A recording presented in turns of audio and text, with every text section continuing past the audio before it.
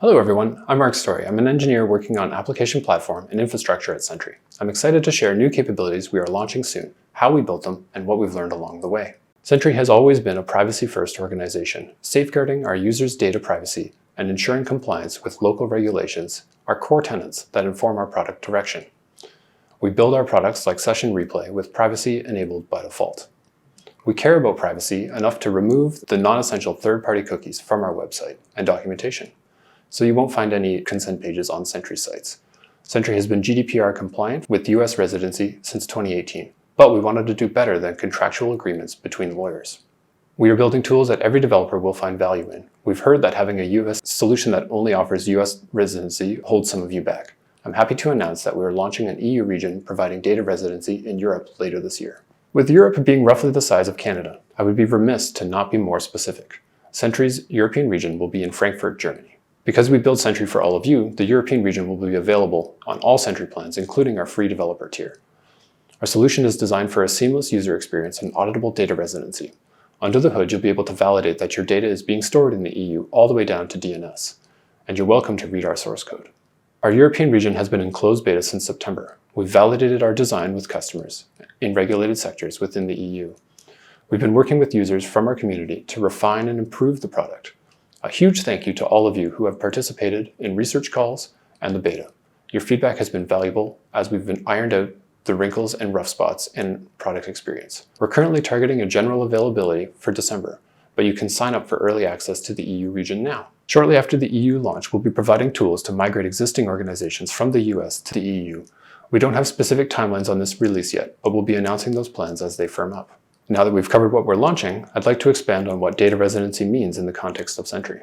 When we talk about data residency, we're referring to where your errors, tracing, profiling, replays, and related data like source maps and debug symbols are stored. All of the data I just mentioned will be stored in only the region of your choice. However, data that is shared by multiple organizations, such as users and integrations, will not reside in region. Before we dive too far into the approach we took for our multi-region deployment, I'd like to review some of the goals and constraints that shaped our design. Our first goal was to prioritize user experience. We wanted a solution where you only had to use a single user account to access organizations regardless of whether they were in the US, the EU, or another region. While Sentry is moving to a multi-region deployment, we needed to maintain backwards compatibility. The last thing you need is losing visibility into your applications because of changes we're making. The next constraint we had was regional isolation. We wanted your sensitive data to only be stored in the region you chose. Your event data should never go to another region, and regions need to operate independently from each other. Related to isolation is failure. Failure is inevitable in distributed systems. Our design needed to function and be performant in the presence of temporary failures and latency issues. Furthermore, a failure in one region should not be able to cascade into another region. The final constraint we had was that our solution would need to live alongside our existing SaaS product, self-hosted, and single-tenant solutions. We deploy many times a day, and there are 80+ engineers working on our product application.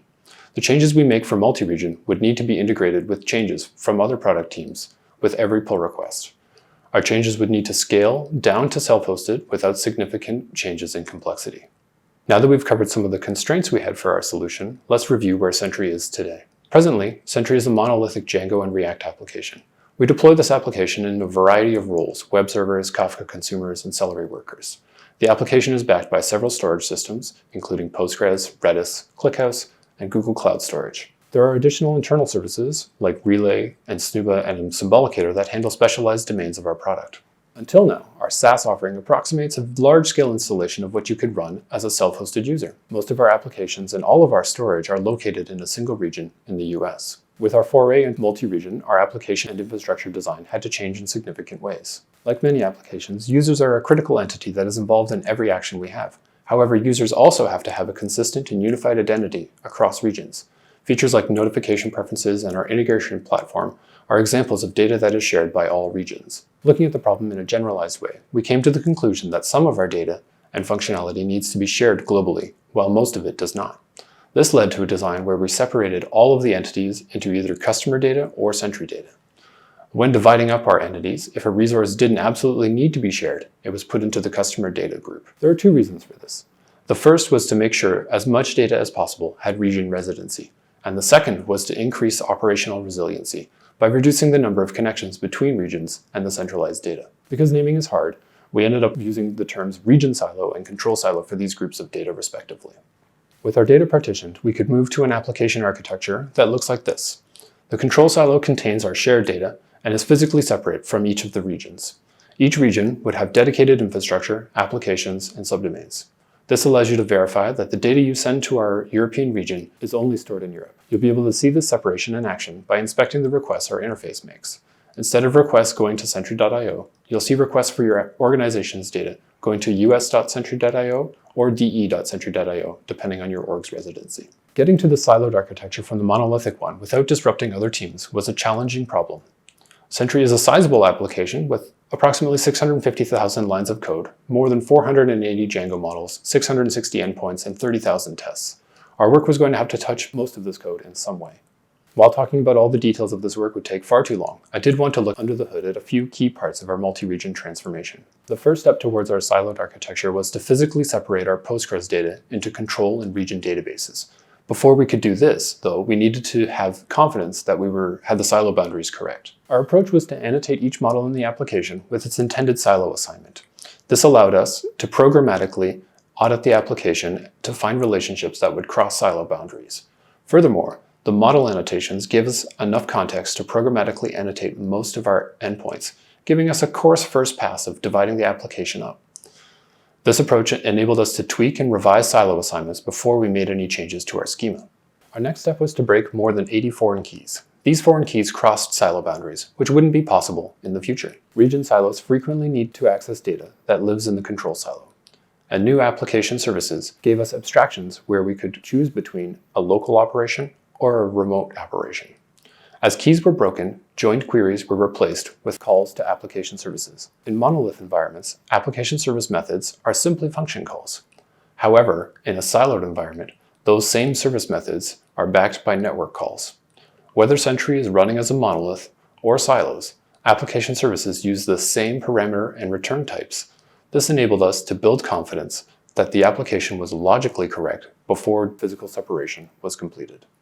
Along the way, we also invested in tooling that we used in continuous integration to ensure that once silo boundaries were fixed for an endpoint, that we and other teams didn't introduce regressions. We built similar tools to ensure that application services had saved transactional boundaries.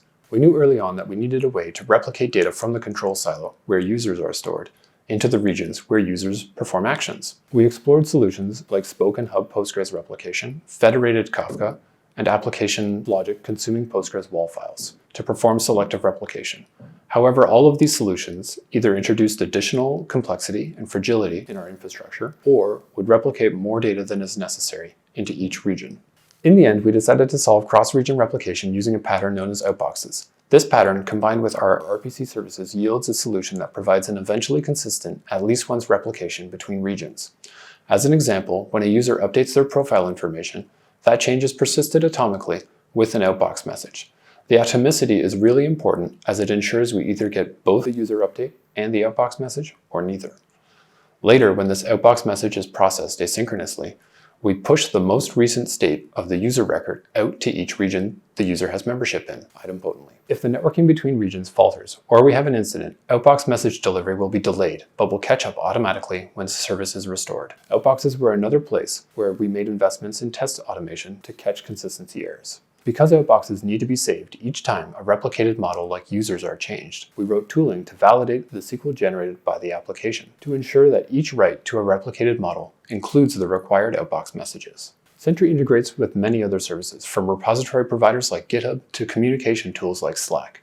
Sentry aims to be in all of the places where developers get work done. Integrations frequently send data to Sentry via webhooks, and many of our integrations have only a single webhook destination. This created a significant challenge for our multi-region architecture. Our solution receives all webhooks in the control silo. Once received, webhook payloads are stored as outbox messages, which are then delivered to the relevant regions. This design allowed us to avoid rewriting webhook handling logic and focus our efforts on extracting routing information from webhooks and proxying requests to the relevant region, with eventual consistency. A similar issue arose with access tokens to integrations.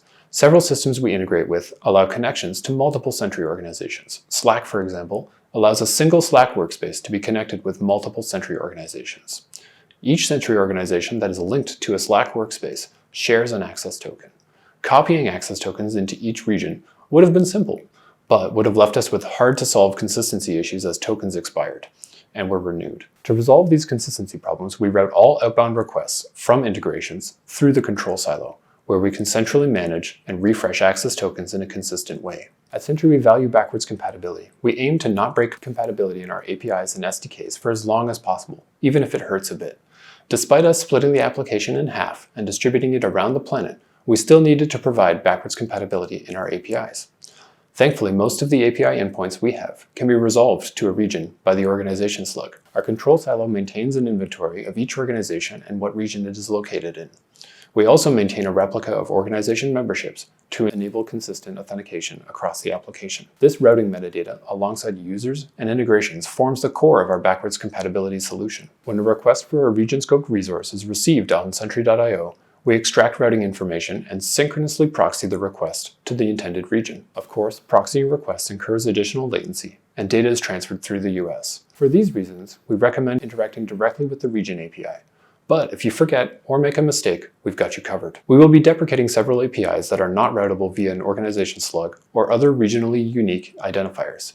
In the interim, these endpoints only forward requests to the US region. Going forwards, we'll document and recommend using the region-scoped APIs instead. Hopefully you've learned something about how we built our data residency solution at Sentry. Join us in Discord if you have any questions or feedback.